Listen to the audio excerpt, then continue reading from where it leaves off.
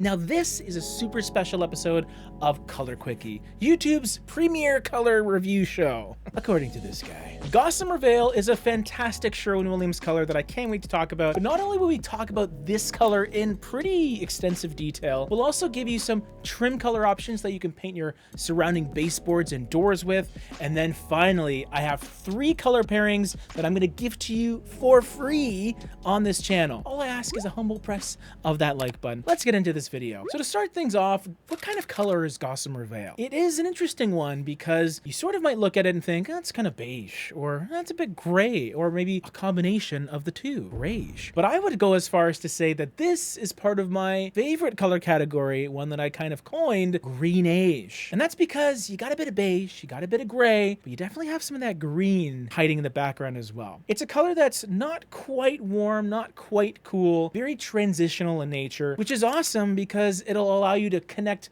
cooler or warmer parts of your home. I'm not talking temperature, I mean color temperature. What's also nice is it's overall pretty desaturated and mellow as a color. It's not overly vibrant. You won't see green staring you in the face when you look at it on your walls. It's just kind of hiding in the background. We also can figure out how light or dark this color is by looking at its LRV, or its light reflectance value. And it comes in at 62, which is an awesome LRV. If you haven't watched this channel before, 60 to 63 LRV is a great range for interior wall colors because there's just enough depth there to be noticeable, not too much where it'll feel overly dark in pretty much any situation. Now, of course, this is all dependent on your lighting, your home, and your preference. So the best thing to do whenever you're looking at paint colors is to test it out before you put it on your walls. Get some tester pots made, at least bring the chips home just so you can see it in your space and make sure that you're happy with it. Now, because Gossamer Veil has that bit of green, it may not be the perfect all-over main color for some people because it's not as safe as just a traditional grayish, but I think that's what makes it interesting. It gives it personality. That bit of green just sort of separates it a little bit. So you could paint your whole house with it if you wanted to, or you can just have it as the main color and then branch out with different options in different spaces to sort of give you that little bit of depth, that variety. Now, what about trim colors? Let's say you're painting Gossamer Veil on your walls. What baseboard color should you go with? Of course, you can go with the traditional white, high reflective white by Sherwin-Williams, but I would recommend something a little bit different. Cold foam. This is a color that is more of an off-white. It is warmer leaning, but kind of feels like an extremely light brown. So it has this not quite beige feeling to it, almost like an extremely softened brown aspect that I think is really interesting. It's named after the cold foam in your coffee, but maybe after it's mixed in a little bit with the coffee, so you have that little bit of warmth present throughout. It's not a stark white by any means. So this will give you a much softer look on your trim, but it'll still have enough of a difference lightness-wise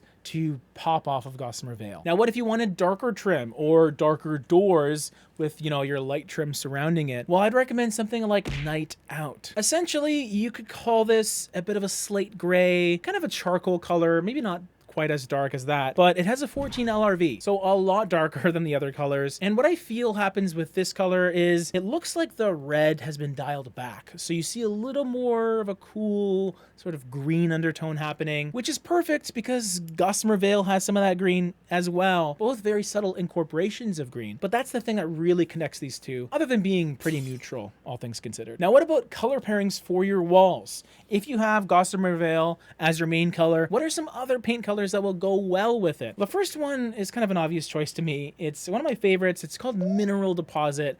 It is a darker mid-tone, a little more green-centric alternative to Gossamer Veil. So this is a color that kind of follows the same formula, a little bit of beige kind of happening there, maybe a bit more gray, a bit more green as well. So overall, this is a cooler leaning color, even though it's green. It also passes that mid-tone threshold, so a lot more depth, more noticeable, not quite an accent color by any means, still neutral, still desaturated, but it'll allow you to lean into that green a little bit more in select areas. Now, kind of on the opposite side of things, you take away all the green and the gray and you're sort of left with a brownish color. That's what taupe tone is for. Yes, the name feels self-explanatory, but I find that a taupe usually has a little more gray than what's in this one. For a taupe, this is a very warm one. It's kind of bordering on a brownish tan color, but it doesn't feel overly yellow or orange either. It sort of straddles the line a little bit, which I think think is good in this palette. If you go a bit too vibrant and terracotta leaning, then it